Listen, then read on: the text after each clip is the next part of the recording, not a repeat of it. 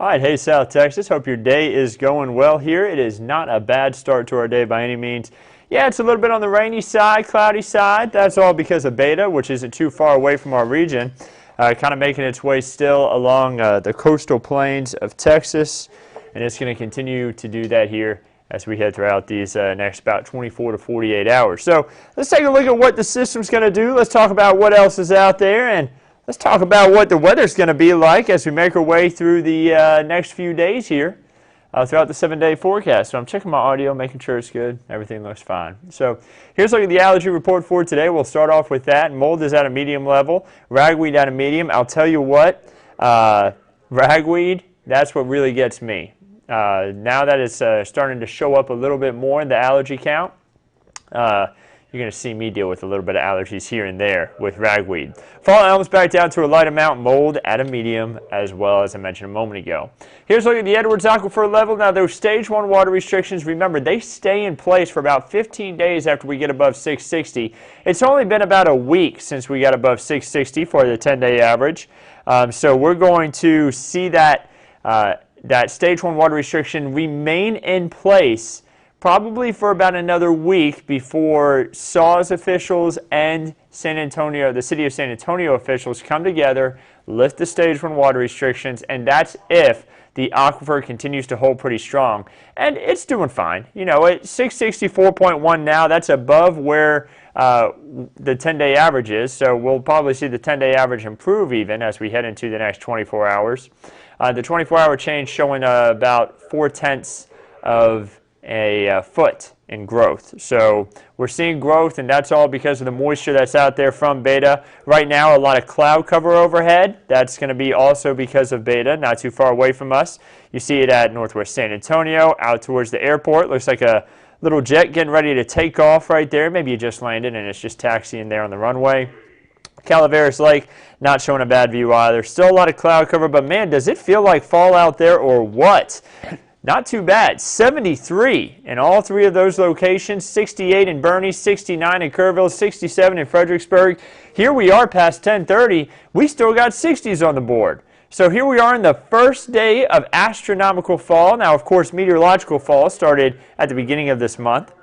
They start at different times, but astronomical, when it comes to how everything lines up in space, it is now the beginning of fall. So, you know, bust out those pumpkin spice lattes, start decorating the apartment for fall. Of course, most of y'all already know this, but meteorologist Megan Massey is my fiance. She's already decorated our apartment for fall. We've been together for about 8 years, and I can tell you every year, whenever fall comes around, she's usually about 2 weeks ahead of the cold air. So I know, like, all right, if she's already decorated the apartment, then in about 2 weeks it's going to get cooler outside. Sure enough, here we are. So temperatures out there sitting in the 60s and 70s.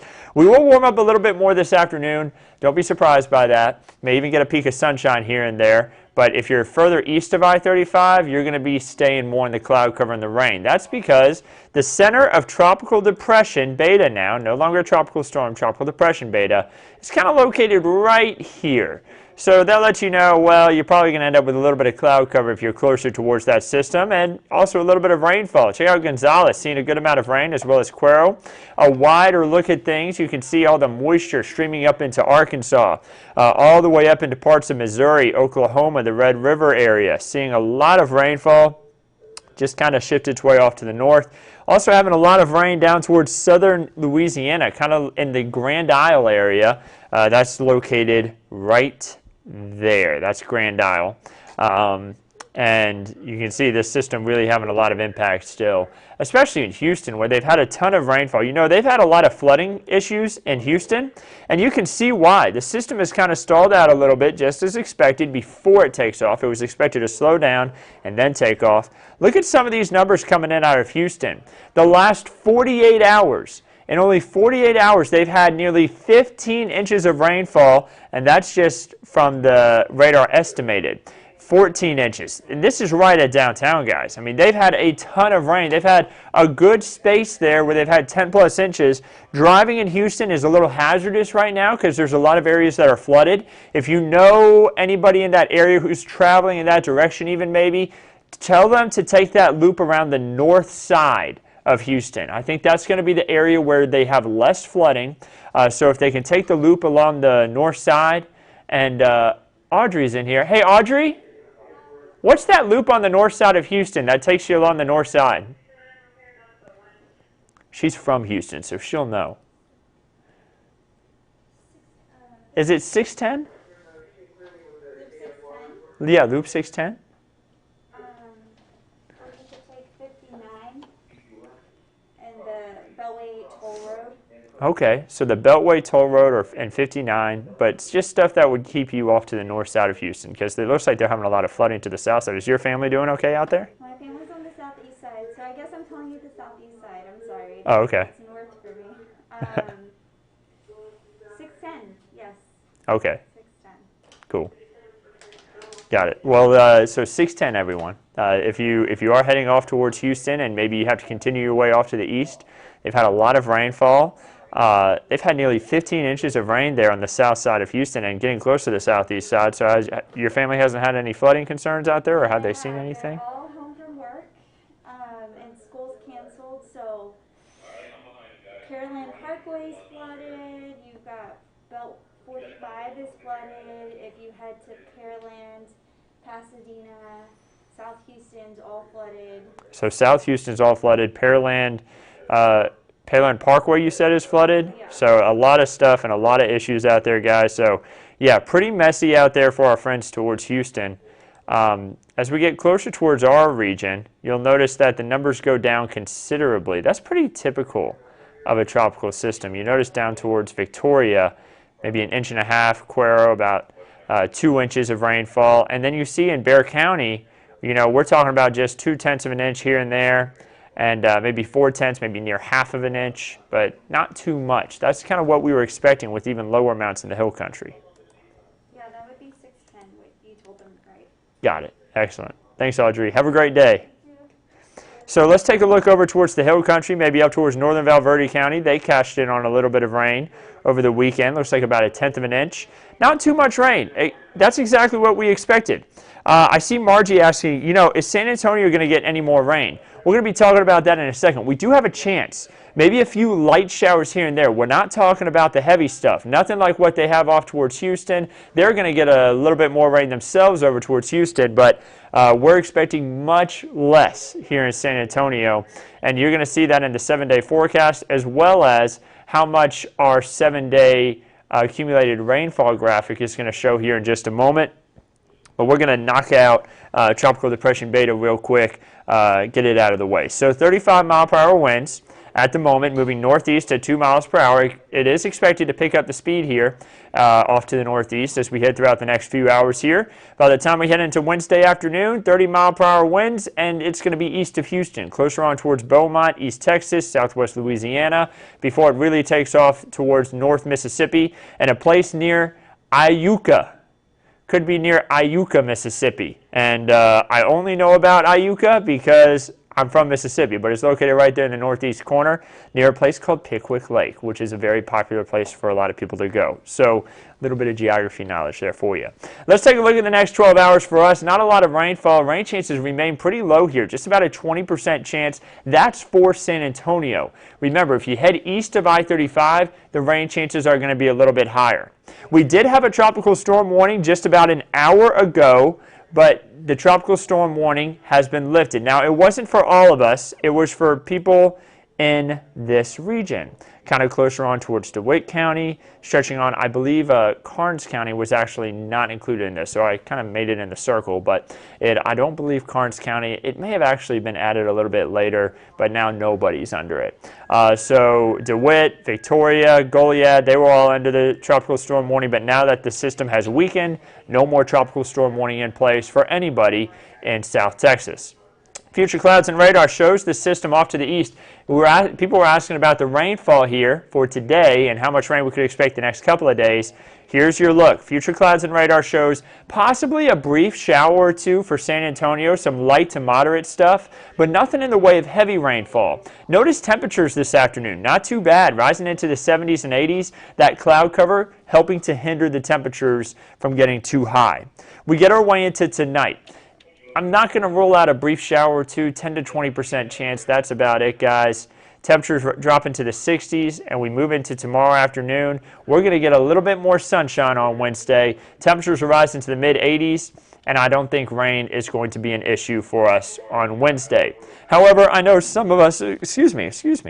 I know some of us would like some rainfall.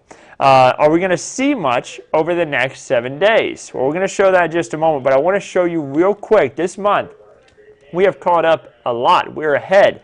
I think we're going to finish the month of September ahead of our average, which is good because we need even more rain than that. We're still 5 inches, nearly 5 inches of rain behind the average for the year. Remember, that's a moving average. As we move along in the year, you'll see that average go up because it's an average to this point, not for the full year, to this point. So we're 5 inches behind at this point, and we really need some more rainfall to catch up. Not going to see much rain to catch up, though, over the next 7 days. This is what we're expecting. Now, areas closer and east of Gonzales and Cuero and northeast of Victoria, that's going to be rain that's still experienced from Tropical Depression Beta. That's why they have better rain chances there. For us near San Antonio, well, parts of San Antonio may make it through the next 7 days without a drop of rain. And look at the hill country. Similar situation. Maybe the next 7 days not seeing a drop of rain, going to be a drier week ahead of us. We still do have a flash flood watch, though, for parts of DeWitt, Victoria, stretching into Lavaca counties. And that's all going to be, again, from the tropical depression. That is going to be until 7 p.m. tonight. And then we will see the flash flood watch kind of go away. Now, I think that the flood threat is kind of gone down for our region. I'm not saying it's not possible. It still is very possible, especially in parts of Lavaca, Victoria County, but even DeWitt County, the rain's kind of made its way a little bit further to the east as far as the really heavy stuff is concerned. So it's nice that Victoria's catching a little bit of rainfall here because they do have a moderate drought out their way down in the coastal plains. They need some rain. Well, they got it. They got the rainfall. Remember, this drought monitor, it updates every Thursday. That's when we see the latest information come out, and you'll see the map change. It only changes every Thursday. It actually takes in data all the way through Tuesday, so the amount of rainfall that they've had through today, I'm sure, has been sufficient enough for them to see their drought conditions really deteriorate, as in improve for them. They're not going to see as bad of a drought, rather. Meanwhile, for the hill country, there was a little bit of rainfall, but not enough to really help the drought out too much. So we're likely going to see drought continue for our friends and family stretching west on Highway 90, especially when you get closer towards Uvalde, where there is currently an extreme drought in place. Or rather, was that a severe drought? It is extreme drought. Wanted to make sure I didn't say that the wrong way, guys. All right, so let's take a look at the tropics. Beta, again, over the state of Texas, we have a low chance for tropical development in the southwest part of Florida, just kind of north of Cuba. We've been watching that a little closely. And I want you to notice something. Teddy is up here in the northern Atlantic, but all these systems are kind of connected here. There's a little bit of a boundary that stretches way down from Teddy, all the way down through this area of low pressure that has a low chance of tropical development, and all the way to Beta. So these systems kind of have a little bit of a connection here from Teddy all the way down to Beta. Teddy is still a Category 2 hurricane. It will miss Maine just to the east. That is the center of the storm, but you can see they are getting impacts. There's actually some beach erosion that's occurring in the northeast today. So they're dealing with a little bit of issues up there. And you may be wondering, wait, Paulette, where do I know that storm from? Paulette is barely hanging on. Paulette has come back to life. It's a some people have referred to it as a zombie storm. This system kind of fell apart in the northern Atlantic. It became a remnant low, and it has reformed. That area, if that area of low pressure reforms, if we ever have this in the tropics where an area of low pressure falls apart and then reforms, but it's that same low, it does remain having the same name. So it was Paulette, it fell apart, and it became Paulette again, instead of it getting a new name. So I hope that's a good explanation of what happened here. This system hit Bermuda and did a lot of damage in Bermuda, and then before it fell apart, moving across the northern Atlantic. And you see, it could do a little bit of a turnaround here. We're going to have to see what happens after Friday evening, but it's a tropical storm. It's expected to weaken to a remnant low again by Friday evening, really even by Thursday morning. And, we'll keep a close eye on that low pressure, but not expected to be an impact for the U.S. Teddy is impacting the U.S., even though it won't make landfall in the United States. You see a lot of rain in parts of the Northeast, and also they're dealing with a little bit of wind, but the higher impacts are going to be staying away from the United States with that system. So again, we made it all the way through the 2020 Atlantic hurricane names. We're now in the Greek alphabet. If we do get past Zeta, this would make this the most active hurricane season on record. The current record holder is 2005. We do, however, we have now tied, I think it's 1916, for the most landfalls of tropical systems, of named tropical systems. And I say named, they weren't naming them back in 1916, but in 1916, you knew if it was a tropical depression, storm, or hurricane. So storms that would have had names in 1916, I guess, is the better way to put it. And so we've tied that now with landfalling systems that I guess you could say would have had names back in 1916. Again, we're at beta. The next name would be gamma if we had another named system. Let's hope we don't, though. It's been active enough this year. Here's a look at your 7-day forecast. The first day of fall, astronomical fall that is, today. Temperatures rising up to around 80 degrees, 40% chance for rain. Mainly that's for this morning. The rain chances will be down to closer to a 20% chance this afternoon, as you saw in the hour-by-hour forecast. Lows in the 60s, highs in the 80s to 90s. You're going to see by the weekend the temperatures go up a bit. Great weekend for some pool weather. The temperatures will be slightly above average, but not by much. 93 compared to the average in the top right corner of your screen. 89 would be the average high. What about the next 8 to 14 days beyond that 7-day forecast? It looks like we could have some below average rainfall, so similar to what we've had much of the year. But we also could now see some below average temperatures, so maybe some mid-80s from day 8 through day 14. That'd be pretty welcome after a warmer weekend.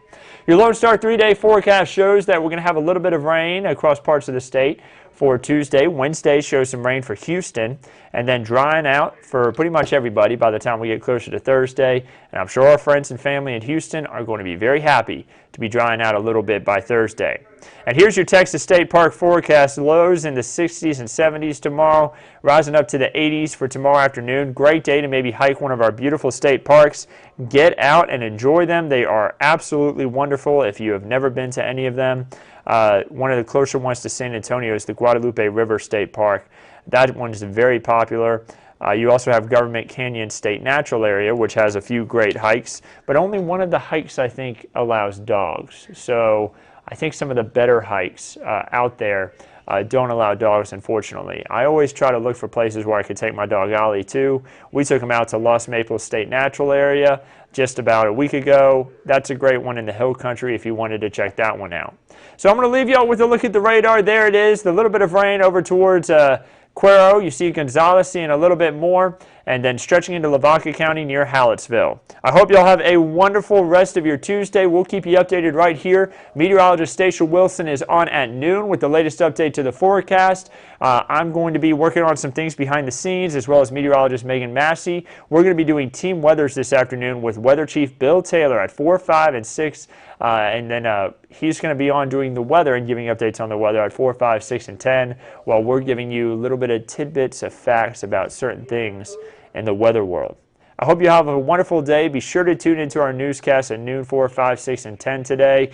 We're going to keep you updated right here on Facebook, on YouTube, KENS5.com, the KENS5 app. If you don't have it already, go to the App Store and download it. You get updates throughout the day right there on your phone, wherever you may be. And then, of course, we'll keep you updated on KENS5 CBS. Have a wonderful rest of your Tuesday.